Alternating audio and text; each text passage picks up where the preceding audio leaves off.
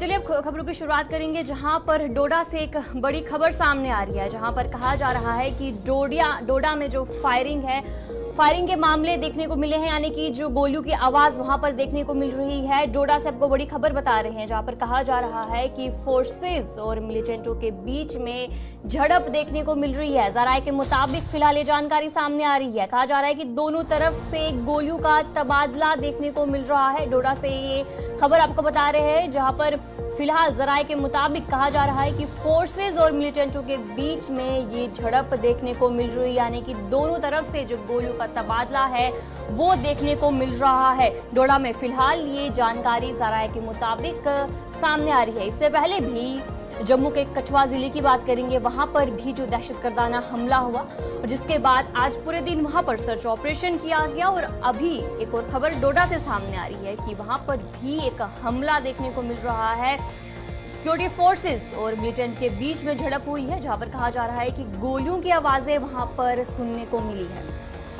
इसी पर हम जानकारी लेंगे, हमारे साथ विकास ज्वाइन कर चुके हैं डोडा से। विकास बताएगा कि जहां पर कहा जा रहा है कि दोनों तरफ से गोलियों का तबादला देखने को मिल रहा है, क्या कोई जानकारी है आपके पास?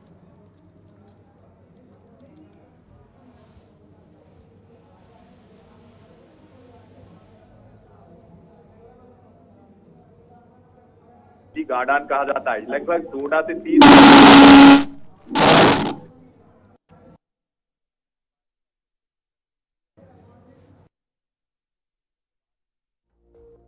विकास ज्वाइन कर रहे थे, कुछ टेक्निकल दिक्कत की वजह से वो ज्वाइन नहीं कर पाए हैं। एक बार फिर से वो ज्वाइन करके जानकारी देंगे कि आखिर वहां पर क्या कुछ सूरत हाल है, क्या कुछ पूरा मामला है। लेकिन फिलहाल जराये के मुताबिक कहा जा रहा है कि फोर्सेस और मिलिटेंट के बीच में झड़प वहां पर शुरू हुई है और दोनों तरफ से जो गोलियों का तबादला है वो वहां पर देखने को मिला है। डोडा की बात करेंगे, वहां से कुछ जो तस्वीरें हैं जो स्क्रीन पर आप देख सकते हैं कि वहां पर देखने को मिल रहा है कि जो गोलियों की आवाजें हैं वो वहां पर सुनने को मिली। और उसके बाद कहा जा रहा है कि दोनों तरफ से जो गोलियों का तबादला है वो हुआ है। एक बार फिर से हमारे साथ विकास ज्वाइन कर चुका है। विकास बताएगा क्या कुछ जानकारी है? जी, हत्या मैं आपको बता दूं, ये डोडा से लगभग 30 किलोमीटर दूर एरिया है, यानी गार्डन एरिया है और भागवत तहसील आती है इसकी। और बिल्कुल लाल द्रमन जो टूरिस्ट प्लेस है उसके बिल्कुल साथ में ये जगह है, जहां पर इनकाउंटर जो है 5 बजे अभी शुरू हुआ है। और पिछले 2 दिन से लगातार फोर्स जो है उस एरिया को घेरी हुई थी और जगह जगह पर सर्च ऑपरेशन जो है जारी था। और जैसे ही इनपुट मिला था वहां पर, उसी के मुताबिक अभी जो है मुठभेड़ जो है दोनों तरफ से जारी है। और ये इनकाउंटर जो है 5 बजे शुरू हुआ है। तो हो सकता है चारों तरफ से फौज ने उनको आतंकियों को घेर के रखा हुआ है। जैसे कोई और जानकारी सामने आती है वो भी जो है साझा करेंगे आपके सामने। जी, विकास बताएगा कि फिलहाल कोई ऑफिशियल स्टेटमेंट इस हवाले से सामने आई है या फिर जो गोलियों की आवाजें हैं वहां पर लोकल्स ने सुना है, इस हवाले से कोई जानकारी? फिलहाल देखिए, ऑफिशियल कोई अपडेट सामने नहीं आई है, लेकिन जो वहाँ के लोकल लोग कह रहे हैं और बिल्कुल वहाँ के लोकल लोगों से हमारी बात हुई है, उनने वहाँ से बताया कि यहाँ पर अभी भी फायरिंग चल रही है और ये जो है 5 बजे वहाँ पर शुरू हुई है। जी, विकास बताएगा कि ये जो पूरा ऑपरेशन वहां पर देखने को मिल रहा है, क्या कुछ कहा जा रहा है कि वहां पर कितने मिलिटेंट्स छुपे हो सकते हैं उस इलाके में?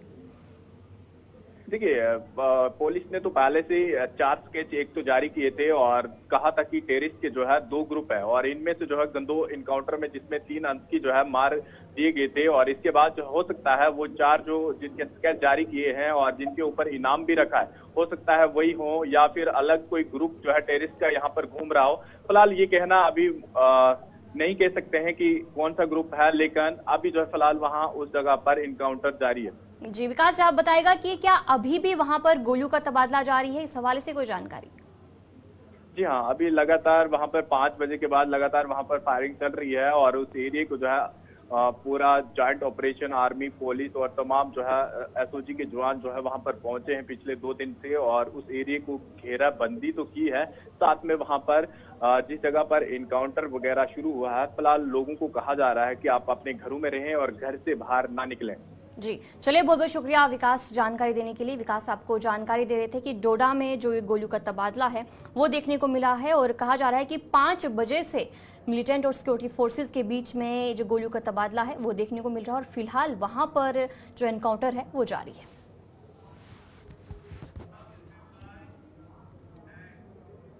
वज़ीर-ए-आज़म नरेंद्र मोदी अपने दौरे के दूसरे दिन रूस सदर पुतिन के साथ 2 तरफा उन्होंने बातचीत की। पीएम मोदी ने कहा कि अब जो है अमन का रास्ता अपनाना होगा, और वहाँ पर उन्होंने ये भी कहा कि बम और बंदूकों और गोलियों के दरमियान जो है वो मसला हल नहीं होता है और उन्हें अमन का रास्ता ही इख्तियार करना होगा। और उन्होंने ये भी कहा कि वो बतौर वज़ीर-ए-आज़म अपने तीसरे मुद्दत में 3 गुना ज़्यादा मेहनत करेंगे।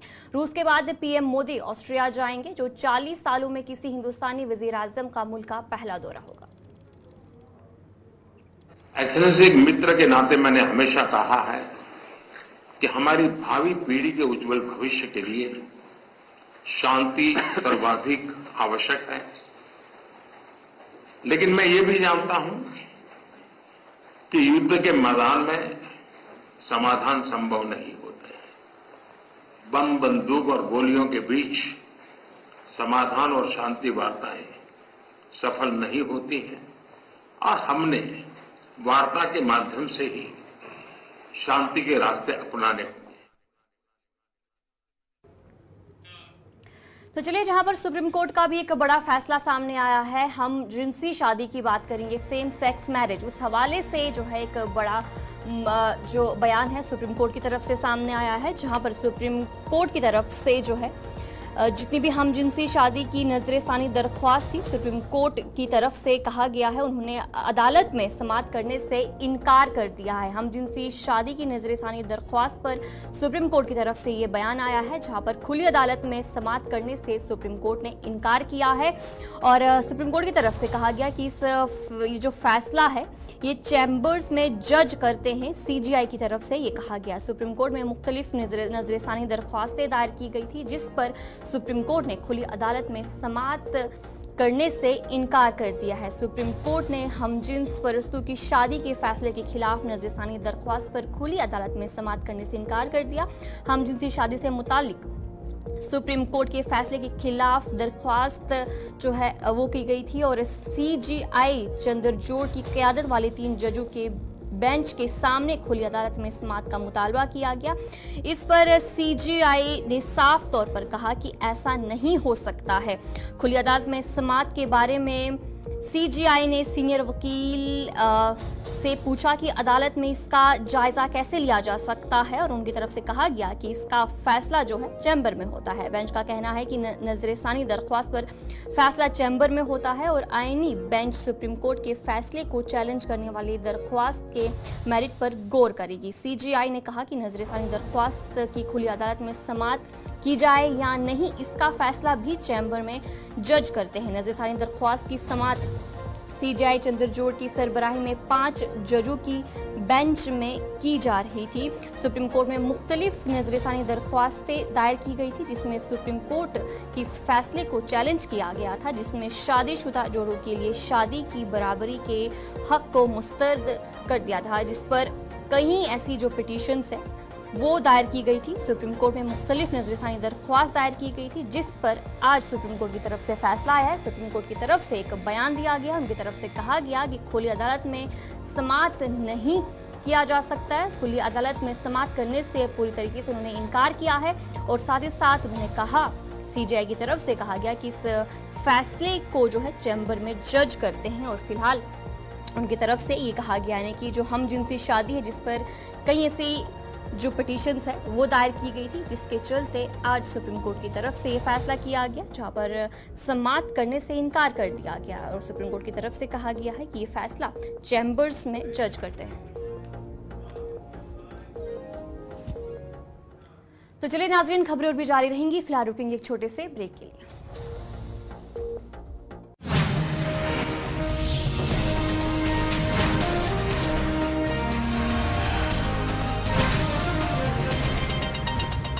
अपनी पार्टी के नायब सदर गुलाम हसन मीर ने जम्मू में बढ़ती हुई अस्करियत पसंद सरगर्मियों पर हमारे नुमाइंदे इमरान नायकू के साथ खास बातचीत की है। यह तो बहुत ही दिलदोज वाक़ा है। जिन लोगों ने ये किया, जाहिर सी बात है मिलिटेंट्स ने ऐसा किया, ये बहुत ही गलत बात है। ऐसा नहीं होना चाहिए। छुप के उन्होंने हमला किया और आर्मी जवानों को ख़त्म किया। लेकिन ये चेतावनी देता है उन फोर्सेस को जो एंटी मिलिटेंसी यहाँ काम कर रहे हैं कि all is not over. Militancy यहाँ ऐसी है कि militants are capable to attack. लिहाजा ये कहना कि मिलिटेंसी ख़त्म हो गई है, जिसका दावा हमारे लोग कर रहे हैं, शायद उनको अपनी पॉलिसी पे रिथिंक करने की ज़रूरत है। मिलिटेंसी अभी यहाँ है and they are capable to achieve their target. Rajouri police, CRPF और आईआरपीसी, आईआईबीएसएफ ने राजौरी शहर और इसके आसपास के इलाकों में रोड मार्च का इनेकाद किया। इस रोड मार्च का मकसद अवाम में एतनाद पैदा करना और ये यकीन दिलाना था कि फोर्सेस हमेशा उनकी जान माल की हिफाजत के लिए तैयार है। लोगों का हौसला बुलंद करने के लिए मुख्तलिफ सिक्योरिटी फोर्सेज की तरफ से आज राजौरी के अंदर एक रोड मार्च निकाला गया। इस रोड मार्च का मकसद सिर्फ इतना है कि लोगों के हौसले बुलंद किए जाएं, क्योंकि लगातार मिलिटेंसी की वारदातों में खिता के साथ अब दीगर इलाकों में भी इजाफा देखने को मिल रहा है। बिलखुसूस अगर बात करें सुबह जम्मू के अंदर मिलिटेंसी की वारदातों में पिछले कुछ अर्सा से लगातार इजाफा हो रहा है। उस इजाफे के देखते हुए लोगों का हौसला बुलंद करना और लोगों को यकीन दिलाना कि सिक्योरिटी फोर्सेज हमेशा उनके साथ और उनकी हिफाजत के लिए खड़ी है। इस रूट मार्च का मकसद यही है, जहां Jammu Kashmir police, CRPF, BSF, CISF और आर्मड फोर्सेस के साथ। मेडिकल कॉलेज डोडा में प्रिंसिपल ना होने से अवाम और मरीजों को काफ़ी मुश्किलात का सामना करना पड़ रहा है। जहां पर मौजूदा प्रिंसिपल डॉक्टर पूजा उमेश को सेहत के कुछ मसाइल का सामना करना पड़ रहा था। मुकामी लोगों की तरफ से कहा जा रहा है कि जिसके बाद उन्होंने बीमारी की छुट्टी ली थी। इसके बाद से जीएमसी डोडा प्रिंसिपल के बगैर चल रही है, जिससे डोडा के सिविल सोसाइटी में काफ़ी गुस्सा फैल गया है। मुकामी लोगों ने कहा है कि जीएमसी डोडा में मरीजों को काफ़ी मुश्किलात का सामना करना पड़ रहा है और मुकामी लोगों ने कहा कि प्रिंसिपल को जीएमसी डोडा नहीं भेजा गया तो वो सड़कों पर उतर आ जाएंगे। हम फेसबुक पे भी देख रहे हैं, नेट पे भी देख रहे हैं और हमने खुद भी विजिट किया कि जो हमारा मेडिकल कॉलेज है दिन ब दिन इसकी हालत जो है खराब हो रही है। और हमने कोशिश की है वक्तन फक्तन कि गवर्नमेंट को आगाह किया जाए इस बारे में, लेकिन मामूली एक एक्सीडेंट होता है उस वक्त ये मामूली से पेशेंट को जम्मू भेजते हैं। जब यहाँ भी मेडिकल कॉलेज है, जम्मू भी मेडिकल कॉलेज है, फिर पेशेंट को उधर भेजने की जरूरत क्या है। मैं मेडिकल कॉलेज के अंदर में गया, वहाँ के बाथरूम देखे टूटे फूटे हैं, जहाँ पे दिल नहीं करता है अंदर जाने को। वही हालत है जहाँ पे आपके पेशेंट हैं, वही हालत वहाँ पे है, कोई अटेंड करने वाला नहीं। और पिछले 1 साल से आप देख लीजिए कि हफ्ते में 2-3 न्यूज लग जाती है मेडिकल कॉलेज में, लेकिन कोई टस से मस नहीं होता है। हम इंतजामिया एलजी साहब से गुजारिश करते हैं, उसके साथ डॉक्टर जितेंद्र जी से गुजारिश करते हैं, बराए मेहरबानी करके इसको इस स्टेटस पे लाए, इस मेडिकल कॉलेज को इस स्टेटस पे लाए जो एक मेडिकल कॉलेज में होना चाहिए। कम से कम वो फैकल्टीज लाइए, वो सिस्टम बनाए। और बड़ी बात तो ये, यहाँ तो 5-6 महीने से प्रिंसिपल नहीं है। मेरे साथ मेरे मेंबरान भी हैं।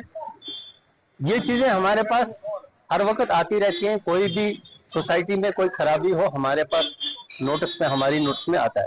लेकिन ये कोई छोटा मसला नहीं है मेडिकल कॉलेज का, इसलिए इस सिलसिले में हम बार बार हॉस्पिटल भी जाते हैं, ऑफिस में भी जाते हैं। कई बार मेडिकल कॉलेज प्रिंसिपल साहबा के पास भी गए, कोई इश्यूज थे, लेकिन इश्यूज एड्रेस होने की बजाय आज तक अब हम सुन रहे हैं कि प्रिंसिपल ही नहीं है 5-6 महीने से। इस बारे में हमारे पास काफी लोग आए, मुलाजिम भी आए, डॉक्टर्स में भी, कि हॉस्पिटल में भी बंगड़ खाना चल रहा है, बंदर बांट चल रहा है, न पेशेंट्स को कोई एड्रेस करता है सही तरीके से, न इनकी एडमिनिस्ट्रेशन चलती है। जो मेडिकल कॉलेज ये ख्वाब था हमारा, ये चिनाब वैली का एक मेडिकल कॉलेज हमारे रीजन में है, मगर वो मेडिकल कॉलेज कम से कम 100% नहीं तो 80%, 70% तो चलना चाहिए। पहले तो फैकल्टी की प्रॉब्लम है, फैकल्टी डॉक्टर्स।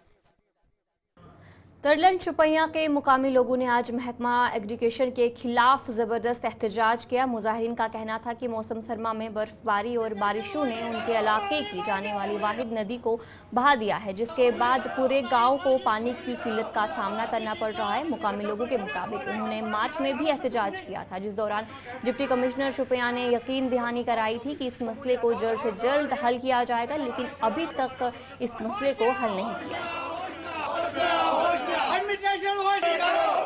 बहुत तुज वसादत तो तुद चैनल थ्रू यह बन डिपार्टमेंट इरिगेशन डिपार्टमेंट खास कर सो आज जबरदस्त आब प्रॉब्लम अत ना इरिगेशन डिपार्टमेंट जा सान वत पकान।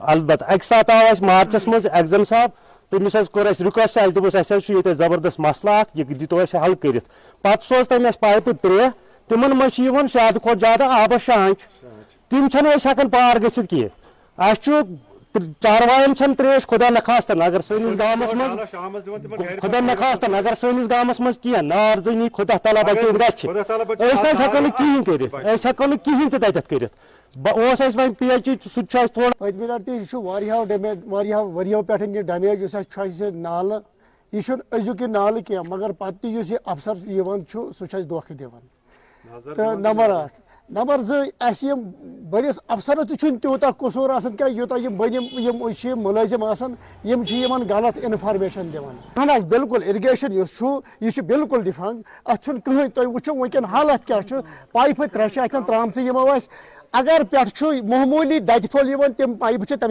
बेंड गसान यह इरिगेशन DC साहबस पुरजोर रिक्वेस्ट कर अगर सह नब कर वात दिमो इन्विटेशन कह दह दीतो तुम वो सान गाम हाल क्या सान कॉलोन हाल क्या अगर सारी अफसर या बाकी यह फिल्ट्रेशन त्रेश चवान दपान अस दीतो तुम जनाब अली गाम अगर जकरिया मोहल्ला चटापूरा पुलवामा के मुकामी लोगों ने डिप्टी कमिश्नर पुलवामा और महकमा R&B से दरख्वास्त की है कि चटापूरा इंडस्ट्रियल एस्टेट के जरिए नई तामीरशुदा सड़क की मरम्मत और साथ ही सड़क के किनारे नाला बनवाने का काम किया जाए। मुकामी लोगों के मुताबिक पिछले साल महकमा R&B ने इस काम का तजवीज़ भी लिया था, लेकिन काम अभी तक शुरू नहीं हुआ है। मुकामी लोगों ने डिप्टी कमिश्नर पुलवामा से मदाखलत की दरख्वास्त की है। जो ये रास्ता आता है, नई कॉलोनी बनी है जकरी कॉलोनी, बहुत सारा मुश्किलातों का सामना करना पड़ता है यहाँ पर। जब बारिश होती है या थोड़ा बहुत भी बारिश हो जाए तो गाड़ी भी फंस जाती है और इंसान भी नहीं जा पाता बाजार में। इंडस्ट्री के बैक साइड से रास्ता आता है। तकरीबन 2 साल से हमें यही सुनाया जा रहा है कि कल काम करेंगे, परसों काम करेंगे, अभी तक काम नहीं हुए। और जो ठेकेदार हजरात है उन्होंने थोड़ा बहुत काम किया। जकरिया कॉलोनी पे industry higher secondary left side पकान रोड योर यह डिमांड पत्मो 2 वरियो पे ये मो टेंडर दिसमुत ठेकेदारस तथ मज त्रेन 2 डंपर पत वुन परसों पे वुन कहें। तो चलिए नाज़रीन, न्यूज़@6 में इतना ही। अभी के लिए मुझे दीजिए इजाजत और आप बने रहे गुलिस्तान न्यूज़ के साथ।